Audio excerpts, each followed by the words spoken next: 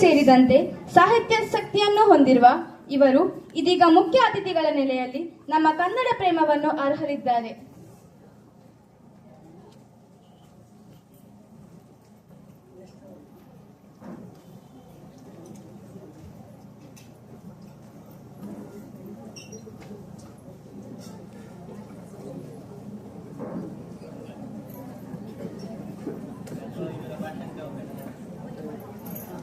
ಕನ್ನಡಕ್ಕೆ ಹೋದಾಡು ಕನ್ನಡದ ಕಂದ, ಕನ್ನಡವ ಕಾಪಾಡು ನನ್ನ ಆನಂದ.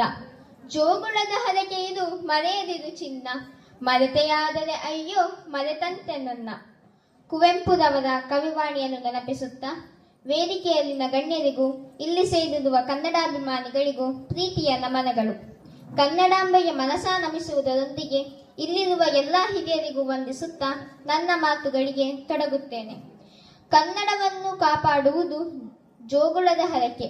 ನಾವಿದನ್ನು ಮರೆಯುವಂತಿಲ್ಲ. ಮರೆತೆವೆಂದಾದರೆ ನಮ್ಮ ತಾಯಿಯನ್ನೇ ನಾವು ಮರೆತಂತೆ. ಇದು ಕುವೆಂಪುರವರು ಹೇಳಿರುವ ಮಾತು. ನಿಜಕ್ಕೂ ಹೌದು. ಕನ್ನಡವನ್ನು ನಾವು ನಮ್ಮ ಮಾತೆಯಷ್ಟೇ ಪ್ರೀತಿಯಿಂದ ಗೌರವದಿಂದ ಕಾಣಬೇಕಾದುದು ನಮ್ಮ ಕರ್ತವ್ಯ.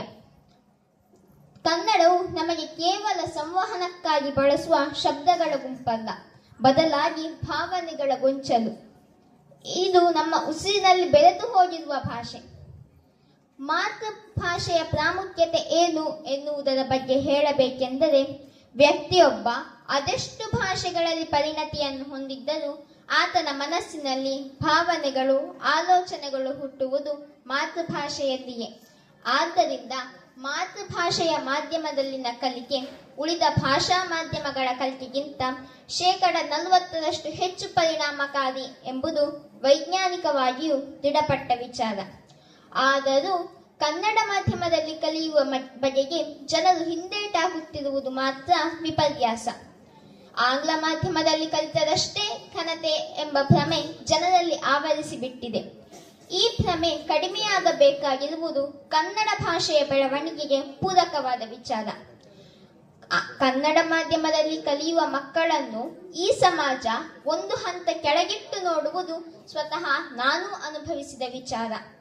ಆದರೆ ನನ್ನಲ್ಲಿ ಆ ಬಗ್ಗೆ ಯಾವತ್ತೂ ಕೀಳರಿಮೆ ಉಂಟಾಗದಂತೆ ನನ್ನಲ್ಲಿ ಆತ್ಮವಿಶ್ವಾಸ ತುಂಬಿ ನನ್ನ ಪ್ರೌಢಶಾಲಾ ಶಿಕ್ಷಣವನ್ನು ಕನ್ನಡ ಮಾಧ್ಯಮದಲ್ಲೇ ಮುಂದುವರಿಸುವಂತೆ ಅವಕಾಶ ಮಾಡಿಕೊಟ್ಟ ನನ್ನ ಹೆತ್ತವರನ್ನು ನಾನು ಇಲ್ಲಿ ಸ್ಮರಿಸಲೇಬೇಕು.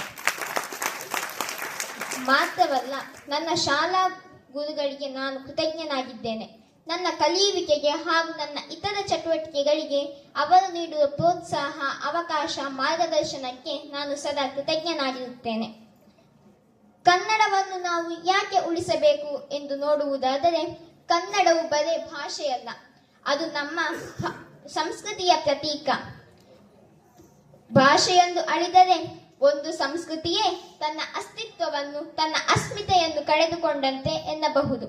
ಇದು ಕನ್ನಡ ಭಾಷೆಗೆ ಮಾತ್ರ ಸೀಮಿತವಾದ ವಿಚಾರವಲ್ಲ, ಬದಲಾಗಿ ತುಳು, ಅರೆಭಾಷೆ, ಕೊಂಕಣಿ, ಹವಿಗನ್ನಡ ಹೀಗೆ ಪ್ರತಿಯೊಂದು ಭಾಷೆಯು ಒಂದೊಂದು ಸಂಸ್ಕೃತಿಯನ್ನು ಪ್ರತಿಬಿಂಬಿಸುತ್ತದೆ ಎನ್ನಬಹುದು.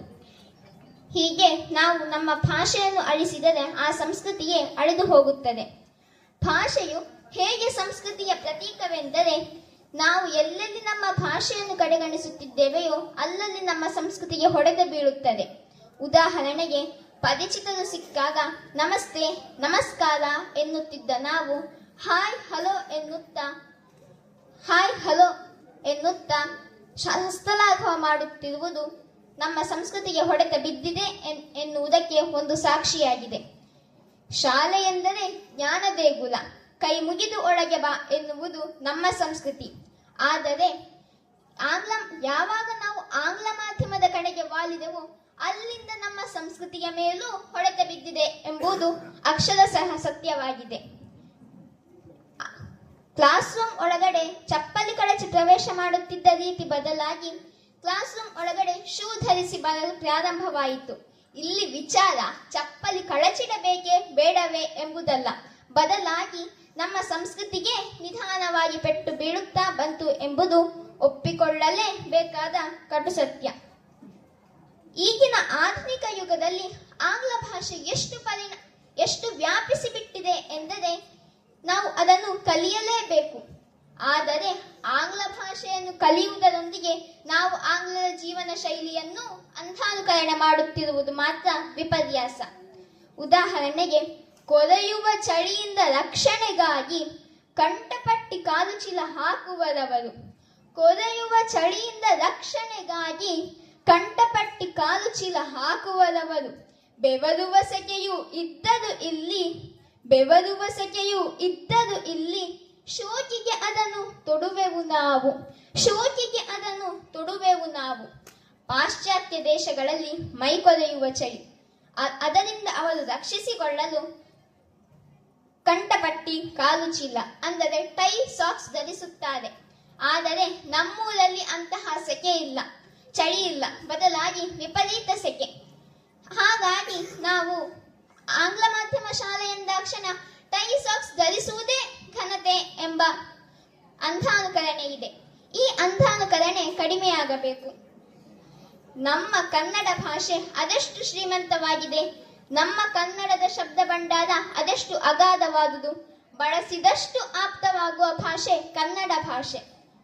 ನಮ್ಮ ಕನ್ನಡದಲ್ಲಿ ಸಂಬಂಧಿಕರನ್ನು ಸಂಬೋಧಿಸಲು ದೊಡ್ಡಪ್ಪ, ಚಿಕ್ಕಪ್ಪ, ಅತ್ತೆ, ಮಾವ, ದೊಡ್ಡಮ್ಮ, ಚಿಕ್ಕಮ್ಮ ಹೀಗೆ ಹಲವಾರು ಪದಗಳಿದ್ದರೆ, ಆಂಗ್ಲ ಭಾಷೆಯಲ್ಲಿ ಎಲ್ಲರನ್ನು ಅಂಕಲ್, ಆಂಟ್ ಎಂದೇ ಕರೆಯುತ್ತಾರೆ.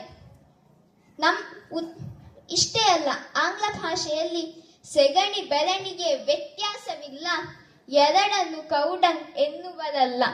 ಸೆಗಣಿ ಬೆರಣಿಗೆ ವ್ಯತ್ಯಾಸವಿಲ್ಲ, ಎರಡನ್ನು ಕೌಡಂಗ್ ಎನ್ನುವರಲ್ಲ. ಬೆಳಕು ಹೊಂಬೆಳಕಿಗೆ ಭಿನ್ನತೆ ಇಲ್ಲ, ಬೆಳಕು ಹೊಂಬೆಳಕಿಗೆ ಭಿನ್ನತೆ ಇಲ್ಲ, ಎರಡನ್ನು ಲೈಟೆಂದೇ ಹೇಳುವರಲ್ಲ, ಎರಡನ್ನು ಲೈಟೆಂದೇ ಹೇಳುವರಲ್ಲ. ನಮ್ಮ ಕನ್ನಡ ಭಾಷೆಯಲ್ಲಿ ಹಸಿ ಸೆಗಣಿಗೆ ಬದಲಾಗಿ ಉರುವಲಾಗಿ ಬಳಸುವ ಒಣಗಿಸಿದ ಸೆಗಣಿಗೆ ಬೆರಣಿ ಎನ್ನುವ ಶಬ್ದವಿದೆ. ಆದರೆ ಆಂಗ್ಲ ಭಾಷೆಯಲ್ಲಿ ಆ ತರಹದ ಶಬ್ದಗಳಿಲ್ಲ. ಬದಲಾಗಿ ಎರಡನ್ನು ಕೌಡಂಗ್ ಎನ್ನುವರು. ಬೆರಣಿ ಎನ್ನಲು ಬೇಕಿದ್ದರೆ ಒಣಗಿಸಿದ ಎನ್ನುವ ವಿಶೇಷಣವನ್ನು ಸೇರಿಸಬೇಕಷ್ಟೇ ವಿನಃ ಪ್ರತ್ಯೇಕ ಪದವಿಲ್ಲ. ಹೀಗೆ ಬೆಳಕು ಹೊಂಬೆಳಕು ಈ ರೀತಿಯ ಪ್ರತ್ಯೇಕ ಪದಗಳು ಆಂಗ್ಲ ಭಾಷೆಯಲ್ಲಿಲ್ಲ.